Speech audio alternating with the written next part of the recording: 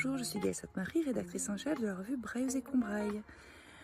Je vous emmène durant tout l'été, avec un pas de côté, à la découverte du complexe archéologique majeur en Val de Sioule.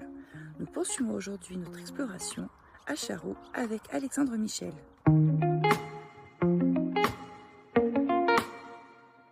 Je serais certain que la grande majorité du plateau, l'espace du plateau est occupé par de la prospection géophysique notamment, elle envoie un laser dans le sol et c'est le retour du laser, les jeux de retour de laser, etc., les délais qui permettent de dire bon bah là on est sur un socle rocheux et là par contre il y a une excavation. Donc avec ces prospections-là, on arrive à déterminer une densité d'occupation, une richesse d'occupation. Et puis aussi un peu de prospection pédestre, notamment sur le pourtour, des escarpements, parce qu'il y a des effets de falaise qui sont assez importants. Donc pour percevoir des occupations parfois plus anciennes. On peut avoir des gîtes préhistoriques.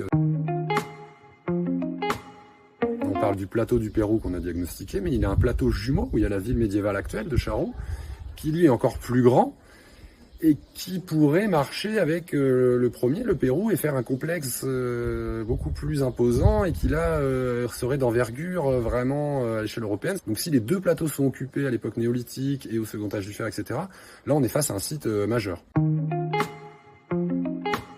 Maintenant qu'on l'a trouvé, on va pouvoir, dans le cadre d'un PCR, projet collectif de recherche, qui est mené sous la direction de Pierre-Yves Milsan et David Lallemand, qui englobe une aire géographique un peu élargie autour de nous. On sait que dans ce cadre-là, avec des dizaines et des dizaines de chercheurs, on va pouvoir mener maintenant des explorations plus approfondies, de la prospection géophysique, etc.